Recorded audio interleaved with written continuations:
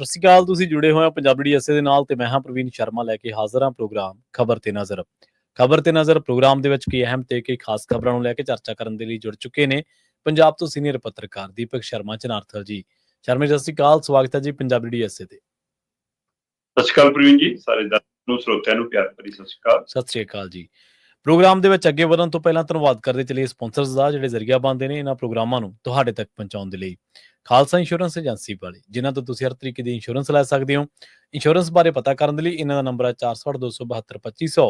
ਇਹ 1992 ਤੋਂ ਲਗਾਤਾਰ ਇੰਸ਼ੋਰੈਂਸ ਬਿਜ਼ਨਸ ਦੇ ਵਿੱਚ ਸ਼ਾਨਦਾਰ ਸੇਵਾਵਾਂ ਦੇ ਰਹੇ ਨੇ ਤੇ ਅਮਰੀਕਾ ਭਰ ਦੇ ਵਿੱਚ ਇੰਸ਼ੋਰੈਂਸ ਕਰਦੇ ਨੇ।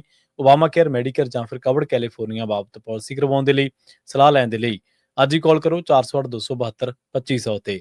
ਟਰਕੀਨਾ ਇਮੀਗ੍ਰੇਸ਼ਨ ਲਾ ਫਰਮ ਵਾਲੇ ਜੇ ਟਰਕੀਨਾ, ਟੌਨੀ ਟਰਕੀਨਾ ਦੇ ਨਾਲ ਤੁਸੀਂ ਯੂਐਸ ਇਮੀਗ੍ਰੇਸ਼ਨ ਬਾਬਤ ਕੋਈ ਵੀ ਸਲਾਹ ਕਰਨੀ ਹੈ ਤਾਂ ਇਹਨਾਂ ਦਾ ਨੰਬਰ ਹੈ 415 909 0503। ਗੁਰਦੀਪ ਸਿੰਘ ਬਿਰਦੀ ਕਲੋਵਿਸ, ਮਨਦੀਪ ਸਿੰਘ, ਸੰਦੀਪ ਕੌਰ ਸੈਨ ਹੋਜ਼ੇ, ਅਮਰੀਕ ਸਿੰਘ ਅਟਵਾਲ, ਜਰਨੈਲ ਸਿੰਘ ਯੂਬਾ ਸਿਟੀ, ਗੁਰਨਾਮ ਸਿੰਘ ਐਂਟੀਲੋਪ ਤੇ ਜਰਨੈਲ ਸਿੰਘ ਸਿਆਟਲ ਤੋਂ।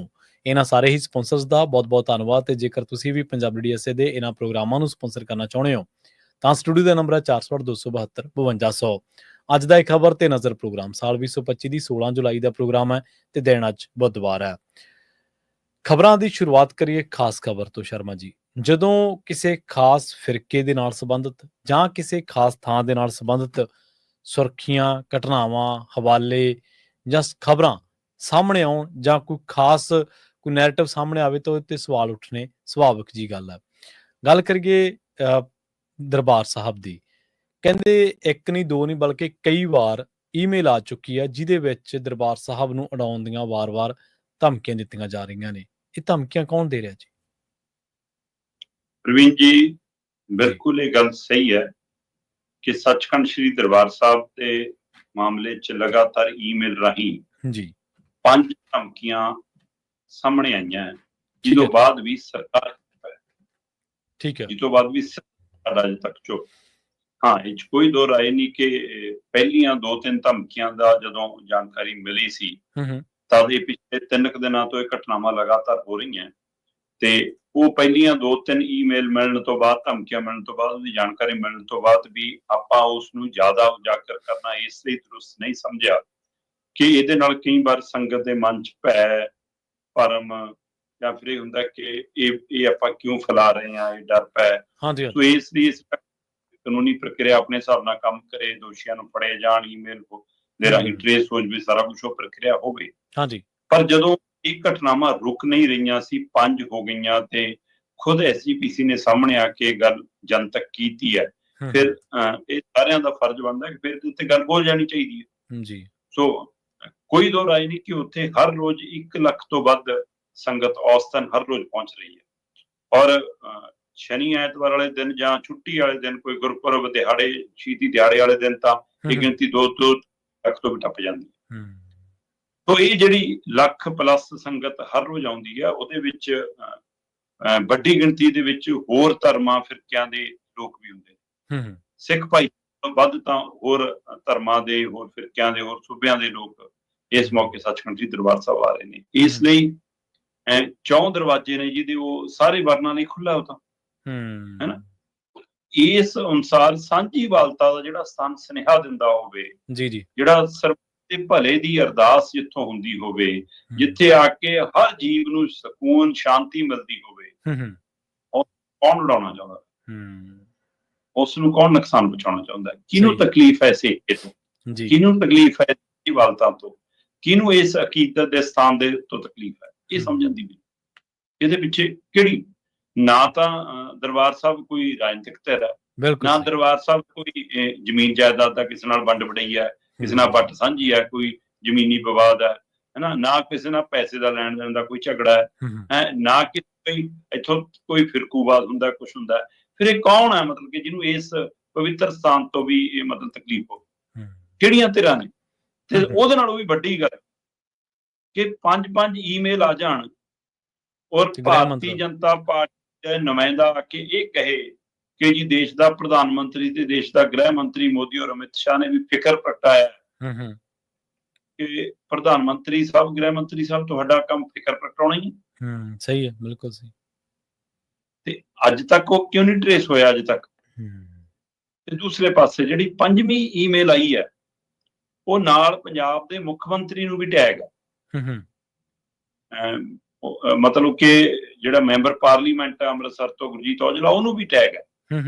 ਠੀਕ ਹੈ। ਤੇ ਮੁੱਖ ਮੰਤਰੀ ਭਗਵੰਤ ਮਾਨ ਹੋਰਾਂ ਬਾਰੇ ਤਾਂ ਮੈਨੂੰ ਪਤਾ ਹੈ ਕਿ ਬਈ ਜੇ ਕੇਜਰੀਵਾਲ ਨੇ ਪੰਜਾਬ 'ਚ ਕੋਈ ਪੱਥਰ ਦਾ ਉਦਘਾਟਨ ਕਰਨ ਆਉਣਾ ਹੈ, ਕੇਜਰੀਵਾਲ ਨੇ ਕਰਨ ਆਉਣਾ ਹੈ, ਕੇਜਰੀਵਾਲ ਨੇ ਕਿਤੇ ਮੁੱਖ ਮਹਿਮਾਨ ਬਣ ਕੇ ਆਉਣਾ ਹੈ ਨਾ, ਕਿਤੇ ਚੌਪਰ ਤੇ ਝੂਟਾ ਲੈਣ ਜਾਣਾ ਹੈ, ਜਿੱਥੇ ਵੀ ਆਉਣਾ ਕੁਛ ਕਰਨਾ ਹੈ ਤਾਂ ਉਹਦੀ ਜਦੇ ਮੁੱਖ ਪੋਸਟਰ ਜਾਂ ਸਾਂਝਾ ਕਰ ਦਿੰਦੇ ਆਪਣੇ ਪੇਜ ਤੇ। ਸਹੀ ਹੈ, ਬਿਲਕੁਲ।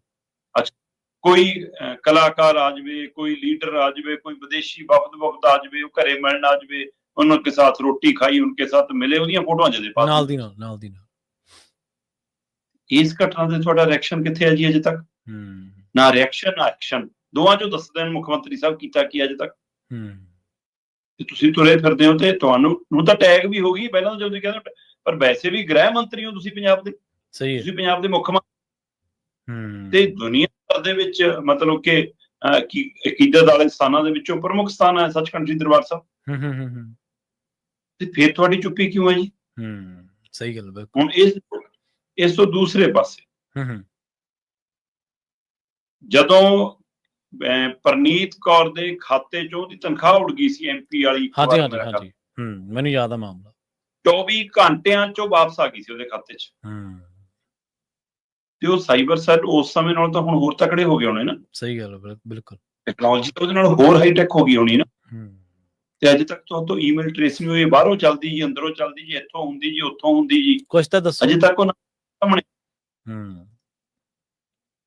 ਮੁੱਖ ਮੰਤਰੀ ਸਾਹਿਬ ਅੰਮ੍ਰਿਤਸਰ ਦਾ ਇਹ ਖੇਤਰ ਜਿਸ ਨੂੰ ਉਡਾਉਣ ਦੀਆਂ, ਕਦੇ ਗੁਰੂ ਰਾਮਦਾਸ ਜੀ ਦੇ ਲੰਗਰ ਹਾਲ ਦੀ, ਕਦੇ ਜੀ ਪਾਈਪਾਂ 'ਚ RDX ਭਰ ਦਾਂਗੇ ਜੀ, ਕਦੇ ਧਮਾਕੇ ਕਰ ਦਾਂਗੇ ਜੀ, ਕਦੇ ਆਹ ਕਰ ਦਾਂਗੇ ਜੀ, ਉਹ ਸਾਰੀਆਂ ਜੋ ਈਮੇਲ ਆ ਰਹੀਆਂ, ਮੁੱਖ ਮੰਤਰੀ ਸਾਹਿਬ ਇਹ ਖੇਤਰ ਸਾਰਾ ਕਿਸੇ ਥਾਣੇ ਦੀ ਹੱਦ 'ਚ ਪੈਂਦਾ ਹੋਣਾ। ਬਿਲਕੁਲ। ਕਿਸੇ ਮਤਲਬ ਕਿ ਸਾਈਬਰ ਸੈੱਲ ਦੇ ਅਧਿਕਾਰ ਖੇਤਰ 'ਚ ਆਉਂਦਾ ਹੋਣਾ। ਕਿੱਥੇ ਉਹ ਟੀਮਾਂ? ਫਿਰ ਇਹ ਕਹਿੰਦੇ ਜੀ ਪੰਜਾਬ, ਰਾਜਸਥਾਨ, ਗੁਜਰਾਤ, ਪੱਛਮੀ ਬੰਗਾਲ, ਇਹ ਜਿਹੜੇ ਸਰਹੱਦੀ ਸੂਬੇ ਨੇ ਜੀ, 50 ਕਿਲੋਮੀਟਰ ਦਾ ਦਾਇਰਾ ਕੇਂਦਰ ਦੇ ਕੰਟਰੋਲ 'ਚ। ਕੰਟਰੋਲ ਹੈ ਤੁਹਾਡਾ ਕਿ ਜ਼ਿੰਮੇਵਾਰੀ ਵੀ ਹੈ? ਸਹੀ ਹੈ, ਬਿਲਕੁਲ ਜੀ। ਕਿਸੇ ਨੇ ਭਾਈ ਜ਼ਿੰਮੇਵਾਰੀ ਅਜੇ ਤੱਕ, ਜਾਂ ਫਿਰ ਤੁਸੀਂ ਇਹਨਾਂ ਈਮੇਲ ਦੀਆਂ ਧਮਕੀਆਂ ਦੇ ਵਿੱਚ ਕੌਣ ਕੰਟਰੋਲ ਕਰਨਾ ਚਾਹੁੰਦਾ ਸਾਰਾ ਕੁਝ? ਕੱਲ ਨੂੰ ਇੱਥੇ ਮਸ਼ੀਨਾਂ ਲੱਗੀਆਂ ਹੋਣ ਬੜੀਆਂ ਸੰਗਤ ਡਰਦੀ ਉਹ ਘਟ ਜਾਵੇ, ਕੀ ਇਹ ਸੰਗਤ ਦੀ ਆਮਦ ਘਟਾਉਣ ਲਈ ਕੋਈ ਸ਼ਰਾਰਤ ਹੋ ਰਹੀ ਹੈ? ਸਹੀ ਹੈ, ਬਿਲਕੁਲ ਜੀ। ਜਾਂ ਇਸ ਨੂੰ ਉਸ ਕੜੀ ਵਜੋਂ ਵੀ ਦੇਖੀਏ ਪ੍ਰਵੀਨ ਜੀ ਕਿ ਜਦੋਂ ਪਾਕਿਸਤਾਨ ਨਾਲ 4 ਦਿਨ ਦੀ ਲੜਾਈ ਲੱਗੀ ਤਦ ਵੀ ਇਸ ਸਥਾਨ ਨੂੰ ਤੁਸੀਂ ਸਾਹਮਣੇ ਲਿਆਉਂਦੇ ਰਹੇ ਜੀ ਕਿ ਇੱਥੇ ਜੀ ਬੰਬ ਰੱਖਣ ਦੀ ਤਿਆਰੀ ਹੈ ਜੀ, ਇੱਥੇ ਮਿਜ਼ਾਈਲ ਡਿੱਗਣ ਦੀ ਤਿਆਰੀ ਹੈ ਜੀ, ਇਹਨੂੰ ਉਡਾਉਣ ਦੀ ਤਿਆਰੀ ਹੈ ਜੀ, ਪਾਕਿਸਤਾਨ ਤੇ ਹਮਲਾ ਕਰਨ ਵਾਲਾ ਸੀ ਜੀ, ਹੈ ਨਾ, ਅਸੀਂ ਰਾਹ 'ਚ ਰੋਕ ਲਈਆਂ ਜੀ, ਮਿਜ਼ਾਈਲਾਂ ਹਵਾ 'ਚ ਉਡਾਤੀਆਂ ਜੀ, ਫਿਰ ਜੀ ਇੱਥੇ ਅਸੀਂ ਸਾਂਚਾ ਫਿੱਟ ਕਰ ਲਿਆ ਸੀ ਜੀ ਮਿਜ਼ਾਈਲਾਂ ਡਿੱਗਣ ਵਾਲਾ, ਉਹ ਸਾਰਾ ਕੁਝ ਝੂਠ ਨਿਕਲਿਆ ਬਾਅਦ 'ਚੋਂ। ਤੇ ਹੁਣ ਆਹ ਘਟਨਾਵਾਂ, ਇਹ ਸਾਰੀ ਪ੍ਰਕਿਰਿਆ, ਇਹ ਸਭ ਦੇ ਦਰਮਿਆਨ ਜਿੱਥੇ ਪੰਜਾਬ ਸਰਕਾਰ ਦੀ ਸਿਸਟਮ ਦੀ ਚੁੱਪ ਤੇ ਅਣਦੇਖੀ ਰੜਕ ਰਹੀ ਆ, ਉੱਥੇ ਫਿਕਰ ਪ੍ਰਗਟਾਉਣ ਵਾਲੀਆਂ ਧਿਰਾਂ ਦਾ ਵੀ ਕੋਈ ਸਿਆਸੀ ਫਿਕਰ ਤਾਂ ਨਹੀਂ ਇਹਦੇ ਪਿੱਛੇ ਕਿ ਕਦੇ ਉਹ ਘਟਨਾ ਪਾਕਿਸਤਾਨ ਵਾਲੇ ਮਸਲੇ ਦੀ ਤੇ ਕਦੇ ਹੁਣ ਆਹ ਘਟਨਾ ਈਮੇਲ ਵਾਲੀ, ਕਿਤੇ ਇਹਦੇ ਵਿੱਚੋਂ ਪੰਜਾਬ ਦੀ ਸਿੱਖਾਂ ਦੀ ਵੋਟ ਹਥਿਆਉਣ ਦੀ ਰਾਜਨੀਤੀ ਤਾਂ ਨਹੀਂ ਹੋ ਰਹੀ ਕਿ ਦੇਖੋ ਸਾਨੂੰ ਕਿੰਨਾ ਫਿਕਰ ਹੈ। ਹਰ ਐਂਗਲ ਸ਼ੰਕਾ ਸ਼ੋਭਾ ਹੋਊਗਾ ਜਦੋਂ ਤੱਕ ਸਹੀ ਨਹੀਂ ਫੜਿਆ ਜਾਂਦਾ। ਹਰ ਐਂਗਲ ਤੇ ਪੁੱਛਣਾ ਪਊਗਾ ਕਿ ਕਿਤੇ ਇਹਦੇ ਪਿੱਛੇ ਰਾਜਨੀਤੀ ਤਾਂ ਨਹੀਂ ਕੰਮ ਕਰ ਰਹੀ।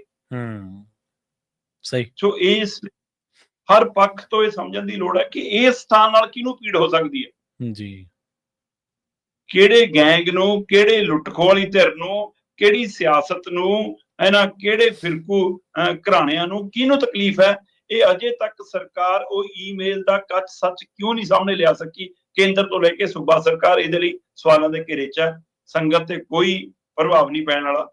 ਇਹੋ ਜਿਹੇ ਸਥਾਨ ਤੇ ਤਾਂ ਉਹੀ ਲੋਕ ਡਰਦੇ ਹੋਣੇ ਜਿਹੜੇ ਫਿਰ FIR ਕਰਾਉਂਦੇ ਨੇ ਜੀ ਕਿ ਮੇਰੇ ਗੋਲੀ ਮਾਰਨ ਲੱਗੇ ਸੀ ਜੀ, ਮੇਰੇ ਐਂ ਕਰਨ ਲੱਗੇ ਸੀ, ਹੈਨਾ। ਇਹੋ ਜਿਹੇ ਥਾਵਾਂ ਦੇ ਉੱਤੇ ਤਾਂ ਆਈਆਂ ਮੌਤਾਂ ਸ਼ਹੀਦੀਆਂ 'ਚ ਬਦਲਦੀਆਂ ਨੇ। ਇਸ ਲਈ ਇਹ ਥਾਵਾਂ ਤੇ ਜਾ ਕੇ ਕੋਈ ਮਰਨ ਤੋਂ ਨਹੀਂ ਡਰਦਾ। ਜੀ ਬਿਲਕੁਲ। ਨਾਲੇ ਇਹ ਵੀ ਗੱਲ ਆ ਨਾ ਸ਼ਰਮਾ ਜੀ, ਵੀ ਆਪਾਂ ਦੇਖਿਆ ਜਿਵੇਂ ਹੁਣ ਤੁਸੀਂ ਦੱਸ ਹੀ ਰਹੇ ਸੀ ਵੀ ਗ੍ਰਹਿ ਮੰਤਰਾਲੇ ਨੇ, ਪ੍ਰਧਾਨ ਮੰਤਰੀ ਨੇ ਵੀ ਦੁੱਖ ਪ੍ਰਗਟਾਇਆ, ਉਹ ਵੀ ਇਹਦੇ ਤੇ ਨਜ਼ਰ ਰੱਖਣ ਨਾਲ ਥੋੜ੍ਹਾ ਕੁਛ ਹੁੰਦਾ। ਜਿਵੇਂ ਮੁੱਖ ਮੰਤਰੀ ਸਾਹਿਬ ਨੂੰ ਤੁਸੀਂ ਸਵਾਲ ਖੜਾ ਕੀਤਾ ਵੀ ਕੋਈ ਨਾ ਕੋਈ ਥਾਣਾ ਤਾਂ ਹੋਊਗਾ ਹੀ, ਕੋਈ ਨਾ ਕੋਈ ਉੱਥੇ ਹੋਰ ਸਾਈਬਰ ਸੈੱਲ ਦਾ ਕੋਈ ਦਾਇਰੇ ਖੇਤਰ ਤਾਂ ਆਉਂਦਾ ਹੀ ਹੋਣਾ।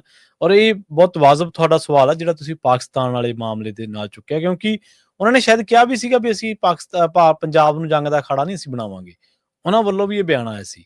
ਤੇ ਜੇਕਰ ਕੋਈ ਦੁਸ਼ਮਣ ਦੇਸ਼ ਦੀ ਸਿਆਸਤ ਹੈ, ਜੇ ਮੰਨ ਲਓ ਇਹਨਾਂ ਦੇ ਕਹਿਣ ਦੇ ਮੁਤਾਬਿਕ ਹੀ ਆਪਾਂ ਚੱਲੀਏ, ਤੇ ਉਹਨੂੰ ਐਕਸਪੋਜ਼ ਕਿਹਨੇ ਕਰਨਾ, ਉਹਦਾ ਪਰਦਾਫਾਸ਼ ਕਿਹਨੇ ਕਰਨਾ। ਸੋ ਤੁਹਾਡੀ ਟੌਪਿਕ ਤੁਹਾਡੇ ਬਾਰੇ ਕਈ ਸ਼ੰਕਾਵਾਂ ਨੂੰ ਜਨਮ ਦਿੰਦੀ ਹੈ ਜੀ।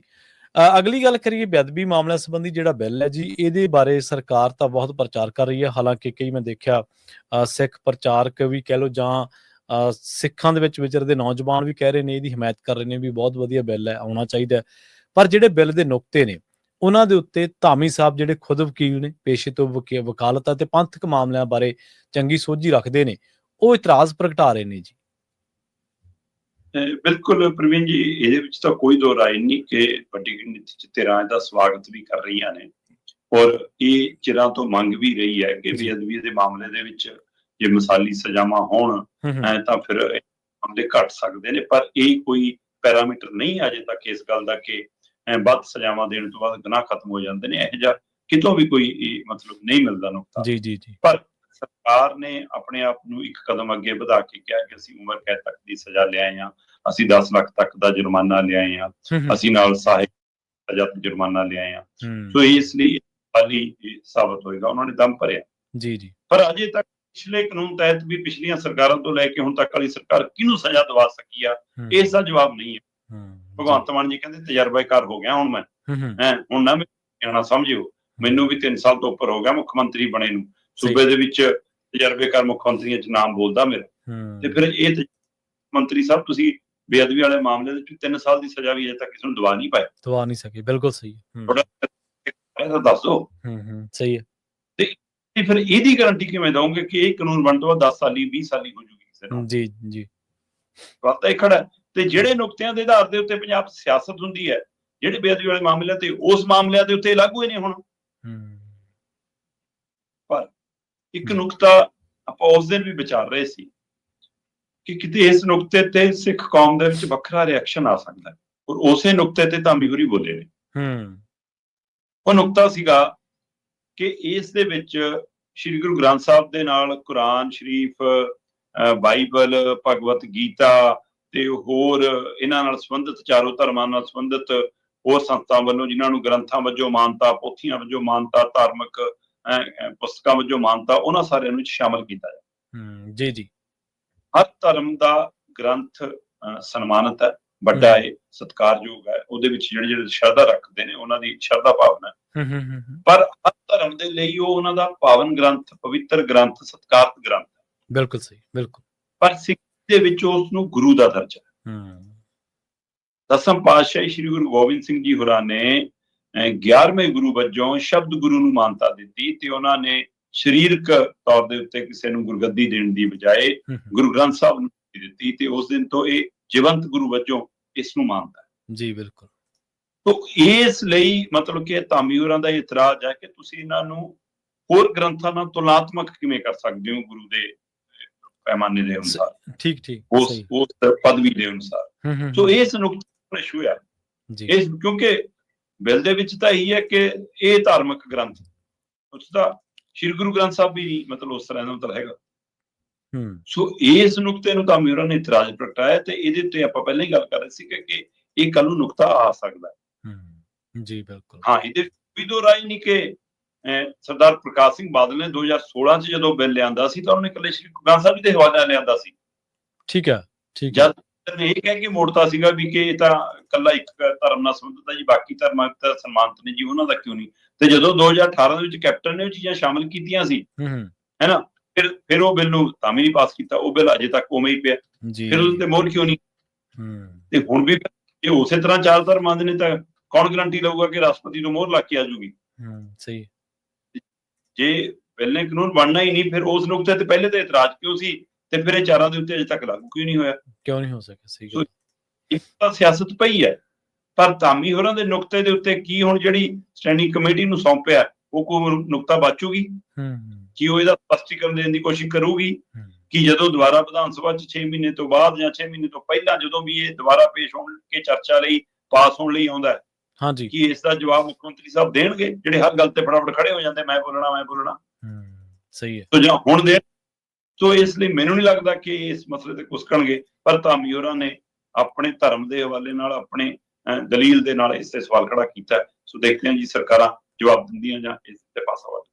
ਹਾਂਜੀ, ਨਹੀਂ ਇਕੱਲਾ ਰੌਲਾ ਹੀ ਪਾਈ ਜਾਣਾ ਵੀ ਅਸੀਂ ਤਾਂ ਬਹੁਤ ਕਰ ਰਹੇ ਹਾਂ, ਜਦੋਂ ਕੋਈ ਪੁੱਛੇ ਤੁਹਾਨੂੰ ਵੀ ਤੁਸੀਂ ਕੀ ਕਰ ਰਹੇ ਹੋ ਤੇ ਕਿਵੇਂ ਕਰ ਰਹੇ ਹੋ, ਉਦੋਂ ਤੁਹਾਡੇ ਕੋਲੇ ਕੋਈ ਜਵਾਬ ਨਹੀਂ ਹੁੰਦਾ। ਫਿਰ ਇਹਦਾ ਮਤਲਬ ਇਕੱਲਾ ਰੌਲਾ ਹੀ ਪਾਉਣਾ, ਤੁਸੀਂ ਤੁਹਾਡੇ ਕੋਲੇ ਕੋਈ ਲੌਜਿਕ ਤਾਂ ਹੈ ਨਹੀਂ ਗਾ। ਕੱਲ ਵੀ ਤੁਸੀਂ ਦੱਸ ਰਹੇ ਸੀ ਵੀ ਇੱਕ ਸ਼ਬਦ ਵੀ ਉਹ ਬਿੱਲ ਤੇ ਨਹੀਂ ਬੋਲੇ। ਕਮਾਲ ਦੀ ਗੱਲ ਆ, ਵਿਧਾਨ ਸਭਾ ਦਾ ਜਿਸ ਕਰਕੇ ਵਿਸ਼ੇਸ਼ ਇਜਲਾਸ ਤੁਸੀਂ ਐਕਸਟੈਂਡ ਕੀਤਾ ਉਹਦੇ ਤੇ ਕਰਨ ਨੂੰ ਤੁਹਾਡੇ ਕੋਲੇ ਗੱਲ ਹੈ ਨਹੀਂ ਗੀ ਜੀ। ਕਰਨਲ ਬਾਠ ਮਾਮਲੇ ਦੀ ਆਪਾਂ ਕੱਲ ਵੀ ਗੱਲ ਕੀਤੀ ਸੀਗੀ ਵੀ SIT ਦੀ ਜਿਹੜੀ ਜਾਂਚ ਆ ਉਹਦੇ ਤੇ ਸਵਾਲ ਉੱਠੇ ਨੇ। ਹੁਣ ਇਹਦੀ ਜਿਹੜੀ ਜਾਂਚ ਹੈ CBI ਦੇ ਹਵਾਲੇ ਹੋ ਗਈ ਹੈ ਜੀ। ਬਿਲਕੁਲ, ਇਹ ਲਗਾਤਾਰ ਆਪਾਂ ਗੱਲ ਕਰਦੇ ਆਏ ਹਾਂ ਕਿ ਕਰਨਲ ਬਾਠ ਵਾਲਾ ਮਾਮਲਾ ਜੀ ਸਰਕਾਰ ਲਈ ਸਿਰਦਰਦੀ ਤਾਂ ਬਣਿਆ, ਪਰ ਸਰਕਾਰਾਂ ਨੇ ਸਿਰਦਰਦੀ ਦਾ ਹੱਲ ਨਹੀਂ ਕੀਤਾ। ਸਹੀ ਹੈ। ਕੇਂਦਰ ਸਰਕਾਰ ਤੱਕ ਇਨਵੋਲਵ ਹੋਈ, ਰੱਖਿਆ ਮੰਤਰਾਲਾ ਤੱਕ ਇਨਵੋਲਵ ਹੋਇਆ, ਖੁਦ ਫੌਜ ਇਨਵੋਲਵ ਹੋਈ, ਪੰਜਾਬ ਦੇ ਮੁੱਖ ਮੰਤਰੀ ਸਿਰ ਤੇ ਉਹਨਾਂ ਦੀ ਪਤਨੀ ਦੇ ਹੱਥ ਰੱਖ ਕੇ ਭੈਣੇ ਤੂੰ ਫਿਕਰ ਨਾ ਕਰ, ਬਸ ਹੁਣ ਤੈਨੂੰ ਕਿਤੇ ਜਾਣ ਦੀ ਲੋੜ ਨਹੀਂ। ਉਹ ਭੈਣ ਅਜੇ ਵੀ ਦਰ ਠੋਕਰਾਂ ਖਾ ਰਹੀ ਆ। ਕੋਈ ਉਲਟਾ ਹੋਇਆ ਕਿ ਚੰਡੀਗੜ੍ਹ ਪੁਲਿਸ ਨੂੰ ਜਦੋਂ ਸਿੱਟ ਨੂੰ ਜਾਂਚ ਸੌਂਪੀ ਤਾਂ ਕਹਿੰਦੇ ਜਿਹੜੀਆਂ ਨਾਨ ਵੇਲੇਬਲ ਧਾਰਾਂ ਸੀ ਉਹਨਾਂ ਨੂੰ ਵੇਲੇਬਲ ਧਾਰਾਂ 'ਚ ਬਦਲਣ ਲੱਗ ਗਈ ਸਿੱਟ, ਬਿਨਾਂ ਕਿਸੇ ਇਨਕੁਆਇਰੀ, ਬਿਨਾਂ ਕਾਸੇ ਤੇ ਉਹ ਫਿਰ ਤਾਂ ਬਾਠੋ ਨੂੰ ਦੇਖੋ ਕਰਨਲ ਬਾਠੋ ਦੀ ਪਹੁੰਚ ਵੀ ਰੱਖਦੇ ਨੇ, ਸਮਝ ਵੀ ਰੱਖਦੇ ਨੇ, ਪੈਸੇ ਧੇਲੋਂ ਪੱਖੋਂ ਵੀ ਸੌਖੇ ਨੇ, ਇਸ ਲਈ ਲੜ ਰਹੇ ਨੇ ਲੜਾਈ। ਲੜਾਈ ਵੀ ਨਹੀਂ ਲੜਦੇ ਫਿਰ ਇਹ ਜਿਹੇ ਮਸਲਿਆਂ 'ਚ। ਤੇ ਆਖਿਰ ਫਿਰ ਮਤਲਬ ਕਿ ਉਹਨਾਂ ਨੇ ਦੁਬਾਰਾ ਹਾਈ ਕੋਰਟ ਦਾ ਰੁਖ ਕੀਤਾ ਤੇ ਹਾਈ ਕੋਰਟ ਨੇ ਸਿੱਟ ਦੀ ਰਿਪੋਰਟਾਂ ਮੰਗੀਆਂ, ਸਾਰਾ ਕੁਝ ਦੇਖਿਆ ਤਾਂ ਉਹ ਕੁਝ ਵੀ ਲੱਗਿਆ ਨਹੀਂ ਕਿ ਕੋਈ ਪੁਣੀ ਕੱਤੀ ਜਾ ਰਹੀ ਹੈ। ਉਹ ਤਾਂ ਉਲਟਾ ਹੀ ਲੱਗਿਆ ਇੱਕ ਸਟੇਟ ਦਾ ਦੂਏ ਸਟੇਟ ਨਾਲ ਚੋਰ ਗਰੋਹ ਦਾ ਰਿਸ਼ਤਾ ਬਣ ਜਾਂਦਾ ਹੈ ਨਾ, ਜਿਵੇਂ ਗੈਂਗਵਾਰ ਦਾ ਇੱਕ ਦੂਜੇ ਨਾਲ ਰਿਸ਼ਤਾ ਕੰਮ ਲੈਣ ਲਈ ਕੜੀਆਂ ਬਣ ਜਾਂਦੀਆਂ, ਉਵੇਂ ਕੀ ਪੁਲਿਸ ਕੜੀਆਂ ਨੇ ਇੱਕ ਮਤਲਬ ਤੁਸੀਂ ਵੱਖਰੀ ਰਾਜਧਾਨੀ ਹੈ ਵੈਸਾ ਪੰਜਾਬ ਦੀ, ਤੁਸੀਂ ਇਹਨੂੰ ਵੱਖਰੀ ਸਟੇਟ ਵਜੋਂ ਡਿਊਟੀ ਵਜੋਂ ਪ੍ਰਚਾਰਦੇ ਹੋ ਹੈ ਨਾ। ਤੇ ਇਸੇ ਆਸ ਨਾਲ ਕਰਨ ਬਾਠੋ ਨੇ ਹਾਮੀ ਭਰੀ ਹੋਣੀ ਕਿ ਠੀਕ ਹੈ ਜੀ ਇਹ ਤਾਂ ਅਮਿਤ ਸ਼ਾਹ ਦੇ ਅਧੀਨ ਆਉਂਦੀ ਪੁਲਿਸ ਆ, ਪਰ ਪੁਲਿਸ ਤਾਂ ਪੁਲਿਸ ਆ, ਪੁਲਿਸ ਦੀ ਪੁਲਿਸ ਨਾਲ ਜਾਰੀ ਪਹਿਲਾਂ ਬਚਾਉਣ ਤੇ ਆ ਗਏ ਉਰੇ ਵਾਲਿਆਂ ਨੂੰ। ਤੇ ਉਰੇ ਵਾਲਿਆਂ ਚੋਂ ਇੱਕ ਦੋ ਤਾਂ ਕਹਿੰਦੇ ਵਿਦੇਸ਼ ਨੂੰ ਵੀ ਤੁਰ ਕੇ ਤੇ ਅਜੇ ਤੱਕ ਭਗੌੜੇ ਕਰਾਰ ਵੀ ਨਹੀਂ ਦਿੱਤੇ ਇਸ ਸਿੱਟ ਨੇ।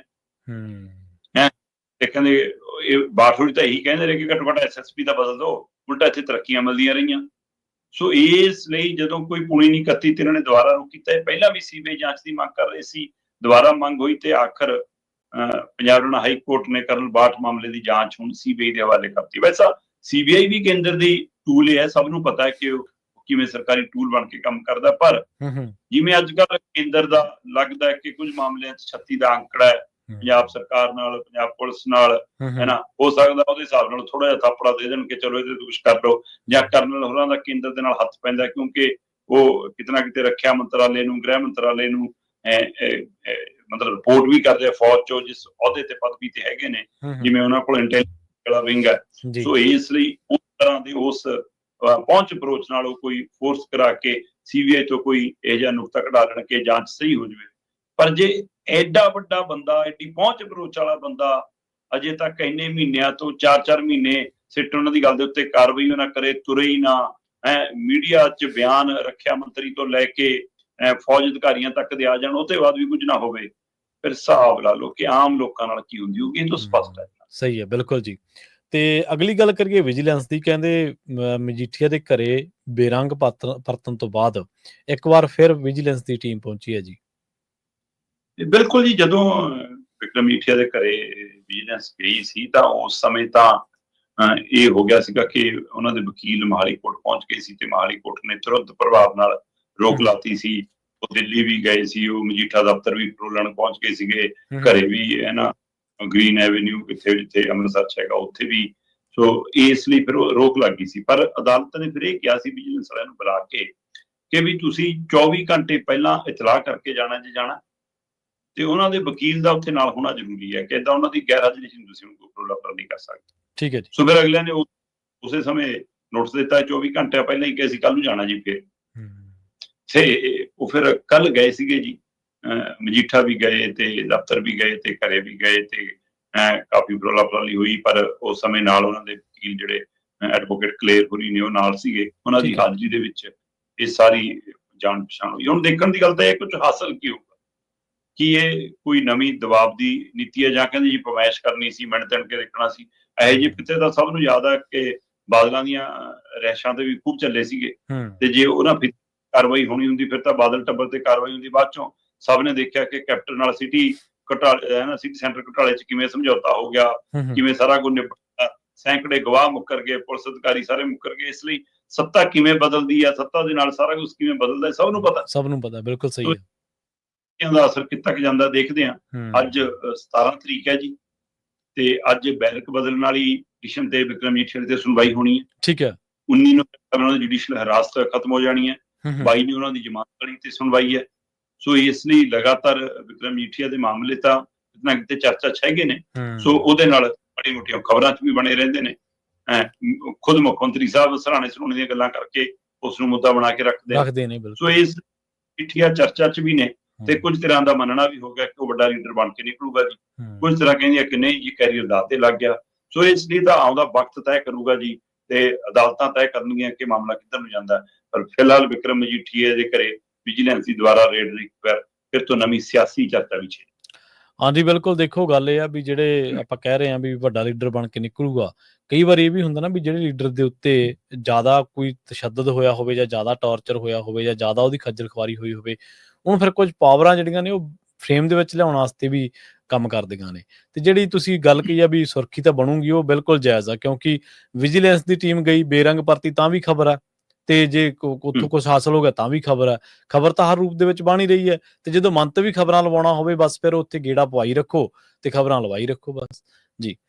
ਜਾਂਦਿਆਂ ਦੀ ਗੱਲ ਕਰੀਏ, ਜਿਹੜੀ ਮੰਦਭਾਗੀ ਘਟਨਾ ਵਾਪਰੀ ਹੈ ਲੰਘੇ ਦਿਨਾਂ ਦੇ ਵਿੱਚ, ਇੱਕ ਮਹਾਨ ਦੌੜਾਕ ਫੌਜਾ ਸਿੰਘ ਜੀ ਇੱਕ ਸੜਕ ਹਾਦਸੇ ਦਾ ਸ਼ਿਕਾਰ ਹੁੰਦੇ ਨੇ। ਮੰਦਭਾਗੀ ਗੱਲ ਇਹ ਹੁੰਦੀ ਹੈ ਵੀ ਉਹਨਾਂ ਨੂੰ ਹਿੱਟ ਕਰਕੇ ਬੰਦਾ ਭੱਜ ਜਾਂਦਾ ਹੈ, ਹਿੱਟ ਐਂਡ ਰਨ ਦਾ ਮਾਮਲਾ ਬਣ ਜਾਂਦਾ ਹੈ, ਗ੍ਰਿਫਤਾਰ ਹੋ ਗਿਆ ਉਹ ਬੰਦਾ NRI ਹੈ ਜੀ। ਬਿਲਕੁਲ ਜੀ, ਕੈਨੇਡਾ ਨਾਲ ਸੰਬੰਧਿਤ NRI ਅੰਮ੍ਰਿਤਪਾਲ ਸਿੰਘ ਜੀ 8-9 ਦਿਨ ਪਹਿਲਾਂ ਹੀ ਕੈਨੇਡਾ ਤੋਂ ਪਰਤਿਆ ਸੀ। ਠੀਕ ਹੈ। ਤੇ ਇਹ ਹਾਦਸਾ ਵਾਪਰਿਆ ਤੇ ਉਸ ਤੋਂ ਬਾਅਦ ਉਹਨੇ ਗੱਡੀ ਜਾ ਕੇ ਘਰੇ ਲਾ ਲੂ ਸੀ, ਪਰ ਕੈਮਰੇ ਕੁਮਰਿਆਂ ਰਾਹੀਂ ਪਤਾ ਲੱਗ ਜਾਂਦਾ, ਇਸ ਕਾਰਨ ਉਹ ਫੜਿਆ ਤੇ ਉਹਨੂੰ ਉਹਦਾ ਪਿੰਡ ਹੈ ਜੀ ਇੱਥੇ ਕਰਤਾਰਪੁਰ ਦੇ ਲਾਗੇ ਦਾਸੂਵਾਲ, ਉੱਥੋਂ ਰਾਤ ਨੂੰ ਦੇਰ ਰਾਤ ਨੂੰ ਉਹਨੂੰ ਗ੍ਰਿਫਤਾਰ ਕਰ ਲਿਆ। ਇਹ ਮਤਲਬ ਉਮਰ ਵੀ ਕੁਛ ਨਹੀਂ ਮੁੰਡੇ ਦੀ, 25-26 ਸਾਲ ਦੀ ਉਮਰ ਹੈ ਜੀ। ਤੇ ਇਹ ਨੌਜਵਾਨ, ਗੱਲ ਤਾਂ ਇਸ ਗੱਲ ਦੀ ਹੈ ਪ੍ਰਵੀਨ ਜੀ ਕਿ ਜਿਸ ਥਾਂ ਤੇ ਘਟਨਾ ਵਾਪਰੀ ਉਸ ਥਾਂ ਦੇ ਉੱਤੇ ਕੋਈ CCTV ਕੈਮਰੇ ਨਹੀਂ ਸੀ। ਸਹੀ ਹੈ ਜੀ, ਬਿਲਕੁਲ। ਪਰ ਉੱਥੋਂ ਹਿੱਟ ਐਂਡ ਰਨ ਤੋਂ ਬਾਅਦ ਮਤਲਬ ਕਿ ਇਹ ਜ਼ਿਆਦਾ ਦੁਖਦਾਇਕ ਹੈ ਕਿ ਇੱਕ NRI ਹੋਵੇ, ਨੌਜਵਾਨ ਹੋਵੇ, ਤੇ ਉਸ ਨੂੰ ਤਾਂ ਇਹਨਾਂ ਗੱਲ ਦੀ ਜ਼ਿਆਦਾ ਸਮਝ ਹੋਣੀ ਚਾਹੀਦੀ ਸੀ ਕਿ ਵੀ ਮੇਰੀ ਜ਼ਿੰਮੇਵਾਰੀ ਕੀ ਬਣਦੀ ਹੈ। ਉਸ ਨੂੰ ਤਾਂ ਜ਼ਿੰਮੇਵਾਰੀ ਦਾ ਵੱਧ, ਵੈਸੇ ਤਾਂ ਉਹਨੂੰ ਗੱਡੀ ਚਲਾਉਣ ਲੱਗੇ ਹੀ ਆਪਣੀ ਜ਼ਿੰਮੇਵਾਰੀ ਦਾ ਅਹਿਸਾਸ ਹੋਣਾ ਚਾਹੀਦਾ ਸੀ ਕਿ ਮੇਰੀ ਸਪੀਡ ਲਿਮਟ ਕੀ ਹੋਣੀ ਚਾਹੀਦੀ ਹੈ, ਲਿੰਕ ਰੋਡ ਤੇ ਕਿੰਨੀ ਹੋਣੀ ਚਾਹੀਦੀ ਹੈ, ਇਸ ਥਾਂ ਤੇ ਕਿੰਨੀ ਹੈ। ਤੁਹਾਨੂੰ ਤਾਂ ਸਟਾਪ ਸਾਈਨ ਦਾ ਵੀ ਪਤਾ ਹੈ, ਜੇ ਕੋਈ ਪੈਦਲ ਤੁਰਿਆ ਆਉਂਦਾ ਦਿਖਦਾ ਤਾਂ ਉਹ ਕਿਵੇਂ ਰੁਕ ਕੇ ਉਹਨੂੰ ਪਹਿਲਾਂ ਲਗਾਉਣਾ ਕੀ ਹੈ। ਇਹ ਸਾਰੇ ਅਧਿਕਾਰਾਂ ਤੋਂ ਘੱਟੋ ਘੱਟ ਉਰੇ ਵਾਲਾ ਸਾਡੇ ਵਾਲਾ ਕੋਈ ਲੋਕਲ ਕਰਦਾ ਤਾਂ ਫਿਰ ਤਾਂ ਅਸੀਂ ਕਹਿ ਵੀ ਦਿੰਦੇ ਕਿ ਹਾਂ ਜੀ ਉਹ ਤਾਂ ਜੀ ਐਂ ਚੱਲਦਾ, ਉਰੇ ਤਾਂ ਧੱਕਾ ਹੁੰਦਾ ਜੀ, ਉਰੇ ਐਂ ਚੱਲਦੇ ਨੇ। ਜਾਂ ਇਹ ਵੀ ਹੈ ਕਿ ਜੀ ਖਾਧੀ ਪੀਤੀ ਕੁਛ ਹੈ ਜੀ, ਮਤਲਬ NRI ਨੌਜਵਾਨ ਵੱਲੋਂ, ਔਰ ਜਿਹੜਾ ਕੈਨੇਡਾ ਅਮਰੀਕਾ ਵਰਗੇ ਮੁਲਕਾਂ ਦੇ ਵਿੱਚ ਗੱਡੀਆਂ ਚਲਾਉਂਦਾ ਹੋਵੇ, ਜਿਹਨੂੰ ਪਤਾ ਹੋਵੇ ਨਿਯਮਾਵਲੀ ਦੀ, ਉਹ ਜਦੋਂ ਅਜਿਹੀ ਗਲਤੀ ਕਰਦਾ ਫਿਰ ਜ਼ਿਆਦਾ ਦੁੱਖ ਲੱਗਦਾ। ਸਹੀ ਹੈ। ਤੇ ਫਿਰ ਭੱਜਣਾ ਇਹ ਹੋਰ ਵੀ ਪੀੜਦਾਇਕ ਸੀ। ਕਈ ਥਾਵਾਂ ਤੇ ਆਪਾਂ ਮੰਨ ਲੈਂਦੇ ਹਾਂ ਕਿ ਬਾਜ਼ਾਰ ਦੇ ਵਿੱਚ ਭੀੜ ਭਾੜ ਵਾਲੀ ਥਾਂ ਦੇ ਵਿੱਚ ਇਹੋ ਜਿਹਾ ਹਾਦਸਾ ਹੋ ਜਾਵੇ ਫਿਰ ਡਰ ਹੁੰਦਾ ਕਿ ਲੋਕ ਉੱਠ ਕੇ ਹੀ ਮਾਰ ਦੇਣਗੇ, ਹੈਨਾ। ਇੱਥੇ ਤਾਂ ਇਹੋ ਜਿਹਾ ਵੀ ਕੋਈ, ਉਸ ਸਮੇਂ ਤਾਂ ਸਾਰਿਆਂ ਨੂੰ ਬਚਾਉਣ ਦੀ ਸੀਗੀ ਪ੍ਰਕਿਰਿਆ। ਸੋ ਇਸ ਲਈ ਜੇ ਉਸ ਤਰ੍ਹਾਂ ਇਹ ਨੌਜਵਾਨ ਨਾਲ ਖੜਦਾ ਤਾਂ ਸ਼ਾਇਦ ਪਰਿਵਾਰ ਦਾ ਵਤੀਰਾ ਕੁਝ ਹੋਰ ਵੀ ਹੋ ਸਕਦਾ ਸੀ। ਜੀ। ਪਰ ਹੁਣ ਮੈਨੂੰ ਲੱਗਦਾ ਕਿ ਇਹਦੀਆਂ ਮੁਸ਼ਕਲਾਂ ਕਾਫੀ ਵਧਣਗੀਆਂ। ਔਰ ਜਦੋਂ ਇਹ ਹਿੱਟ ਕਰਕੇ ਦੌੜ ਗਿਆ ਤੇ ਉੱਥੇ ਕੋਈ CCTV ਕੈਮਰਾ ਨਹੀਂ ਸੀ, ਫਿਰ ਪੁਲਿਸ ਲਈ ਇਹ ਅੰਨੀ ਬੁਝਾਰਤ ਬਣ ਗਈ ਸੀ। ਪਰ ਉੱਥੇ ਉਹ ਮੁਰਲੇ ਬੰਪਰ ਦੇ ਕੁਝ ਟੁਕੜੇ, ਕੁਝ ਲਾਈਟਾਂ ਦੇ ਟੁਕੜੇ ਉਹ ਖਿਲਰੇ ਮਿਲੇ, ਤੇ ਮਤਲਬ ਇਹਦਾ ਮਤਲਬ ਹਿੱਟ ਕਿੰਨੀ ਜ਼ਬਰਦਸਤ ਹੋਣੀ ਕਿ ਕਿਸੇ ਚੀਜ਼ ਨਾਲ ਨਹੀਂ, ਬੰਦੇ ਨਾਲੇ ਵੱਜੀ ਸੀ ਗੱਡੀ, ਤੇ ਉਹਦੇ ਨਾਲ ਵੀ ਇਹ ਚੀਜ਼ਾਂ ਟੁੱਟੀਆਂ ਜੀ। ਤੇ ਉਹ ਟੁਕੜਿਆਂ ਤੋਂ ਬਾਅਦ ਫਿਰ ਉਸ ਆਧਾਰ ਤੇ ਜਿਹੜੇ ਮਾਹਰ ਹੁੰਦੇ ਨੇ ਨਾ, ਉਹ ਦੇਖ ਕੇ ਦੱਸ ਦਿੰਦੇ ਨੇ ਕਿ ਇਹ ਲਾਈਟ ਕਿਹਦੀ ਹੈ ਜੀ, ਇਹ ਬੰਪਰ ਦਾ ਕਿਹਦਾ ਉਹ ਹੈ ਜੀ, ਹੈ ਨਾ। ਉਹ ਤੋਂ ਫਿਰ ਉਹ ਫੋਰਚੂਨਰ ਗੱਡੀ ਦੇ ਬਾਰੇ ਮਤਲਬ ਅੰਦਾਜ਼ਾ ਲਾਇਆ ਗਿਆ ਕਿ ਉਹ ਹੈ। ਫਿਰ ਅਗਲੀਆਂ ਪਿਛਲੀਆਂ ਜਿਹੜੀਆਂ ਕੁਝ ਕਿਲੋਮੀਟਰ ਅੱਗੇ ਪਿੱਛੇ ਜਿਹੜੇ ਕੁਝ ਕੈਮਰੇ ਨੇ ਉਹਨਾਂ 'ਚ ਵਾਚਿਆ ਗਿਆ ਉਸ ਰੋਡ ਦੇ ਉੱਤੇ, ਤੇ ਜਿਹਦੇ ਵਿੱਚੋਂ ਫਿਰ ਗੱਡੀਆਂ ਲੰਘੀਆਂ ਸੀ ਉਸ ਟਾਈਮ ਦੇ ਦੌਰਾਨ, ਫਿਰ ਉਹਨਾਂ ਤੇ ਨਜ਼ਰਸਾਨੀ ਕੀਤੀ ਗਈ ਤੇ ਉਹਨਾਂ ਦੇ ਵਿੱਚੋਂ ਫਿਰ ਇਹ ਗੱਡੀ ਪਛਾਣ ਲਈ ਗਈ, ਜਿਹਦੇ ਨੰਬਰ ਦੇ ਆਧਾਰ ਤੇ ਫਿਰ ਉਹ ਟਰੇਸ ਹੋ ਜਾਂਦਾ। ਅੱਜ ਕੱਲ੍ਹ ਐਡਰੈਸ ਪਤਾ ਜੀ, ਉੱਥੇ ਪਹੁੰਚ ਕੇ ਉਹਨਾਂ ਨੂੰ ਗ੍ਰਿਫਤਾਰ ਕਰ ਜੀ। ਚਲੋ ਜਿਹੜਾ ਦੋਸ਼ੀ ਆ ਉਹਨੂੰ ਬਣਦੀ ਸਜ਼ਾ ਮਿਲਣੀ ਚਾਹੀਦੀ ਹੈ, ਪਰ ਇਹ ਨੁਕਤਾ ਤੁਹਾਡਾ ਬਿਲਕੁਲ ਜਾਇਜ਼ ਹੈ ਕਿ ਜਿਹੜੇ ਲੋਕ ਬਾਹਰਲੇ ਮੁਲਕਾਂ 'ਚ ਵਿਚਰਦੇ ਨੇ ਉਹਨਾਂ ਨੂੰ ਪਤਾ ਕਿ ਲਾਇਸੈਂਸ ਲੈਣਾ ਕਿੰਨਾ ਔਖਾ ਹੈ, ਉਹਨਾਂ ਨੂੰ ਜ਼ਿੰਮੇਵਾਰੀ ਦਾ ਅਹਿਸਾਸ ਹੁੰਦਾ। ਉਹਨਾਂ ਨੂੰ ਇੱਥੇ ਵੀ ਤਾਂ ਆਪਾਂ ਉਹ ਕਾਨੂੰਨਾਂ ਦੀ ਪਾਲਣਾ ਕਰਦੇ ਹੀ ਆ ਨਾ, ਤੇ ਜੇ ਉੱਥੇ ਜਾ ਕੇ ਕਰ ਲਾਂਗੇ ਤੇ ਫਿਰ ਕੀ ਹੋ ਜਾਊਗਾ। ਨਾਲੇ ਹਿੱਟ ਐਂਡ ਰਨ ਇੱਧਰ ਤਾਂ ਬਹੁਤ ਵੱਡਾ ਕ੍ਰਾਈਮ ਮੰਨਿਆ ਜਾਂਦਾ ਜੀ, ਉੱਥੇ ਤਾਂ ਚਲੋ ਫਿਰ ਵੀ ਬੰਦਾ ਕਈ ਵਾਰੀ ਲੂਪ ਹੋਲ ਦਾ ਸਹਾਰਾ ਲੈ ਕੇ ਬਾਹਰ ਆ ਜਾਂਦਾ, ਪਰ ਫਿਰ ਵੀ ਆਪਾਂ ਕੱਲ ਵੀ ਗੱਲ ਕਰਦੇ ਸੀਗੇ ਵੀ ਉਹਨਾਂ ਦੀ ਜਾਨ ਬਚਾਉਣੀ ਤਾਂ ਬਹੁਤ ਜ਼ਿਆਦਾ ਜ਼ਰੂਰੀ ਸੀ। ਜਾਨ ਹਰ ਇੱਕ ਦੀ ਬਚਾਉਣੀ ਜ਼ਰੂਰੀ ਹੈ, ਚਾਹੇ ਕਿਸੇ ਦੀ ਉਮਰ ਕਿੰਨੀ ਹੋਈ ਹੈ, ਚਾਹੇ ਕੋਈ ਕਿੱਡਾ ਵੀ ਸੈਲੀਬ੍ਰਿਟੀ ਹੈ ਜਾਂ ਨਹੀਂ ਹੈ, ਜਾਨ ਸਾਰਿਆਂ ਦੀ ਇੱਕੋ ਜਿਹੀ ਹੋਈ ਹੈ। ਪਰ ਜੇਕਰ ਉਹ ਜ਼ਿੰਮੇਵਾਰੀ ਨਾਲ ਸਮਝਦਾ ਤਾਂ ਹੋ ਸਕਦਾ ਉਹ ਅੱਜ ਸਾਡੇ ਵਿਚਕਾਰ ਹੁੰਦੇ। ਜੀ ਸ਼ਰਮਾ ਜੀ, ਇਹਨਾਂ ਖਾਸ ਖਬਰਾਂ ਤੇ ਖਾਸ ਜਾਣਕਾਰੀਆਂ ਦੇ ਲਈ ਤੁਹਾਡਾ ਬਹੁਤ ਬਹੁਤ ਧੰਨਵਾਦ ਜੀ। ਸਤਿ ਸ਼੍ਰੀ ਅਕਾਲ। ਪ੍ਰੋਗਰਾਮ ਖਬਰ ਤੇ ਨਜ਼ਰ ਨੂੰ ਆਪਾਂ ਇੱਥੇ ਸਮਾਪਤ ਕਰਾਂਗੇ। ਤੁਹਾਡਾ ਸਾਰਿਆਂ ਦਾ ਵੀ ਬਹੁਤ ਧੰਨਵਾਦ। ਸਤਿ ਸ਼੍ਰੀ ਅਕਾਲ। ਜੁੜੇ ਰਹੋ ਪੰਜਾਬੀ ਰੇਡੀਓ USA ਦੇ ਨਾਲ।